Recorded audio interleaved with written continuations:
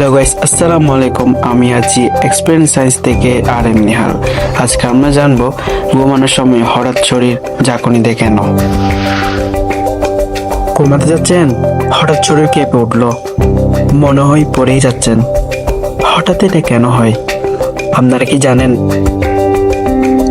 এটা কোনো সমস্যা নয়, বরং এটা একটি সায়েন্টিফিক ঘটনা। এই ঘটনাকে বলে হাইপেনিক জ্যাক।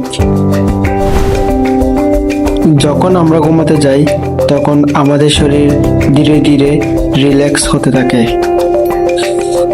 কিন্তু কখনো কখনো মস্তিষ্ক ভুল করে ভাবে শরীর পড়ে যাচ্ছে।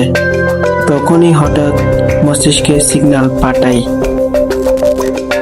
ফলে শরীর ঝাঁকুনি দেয়।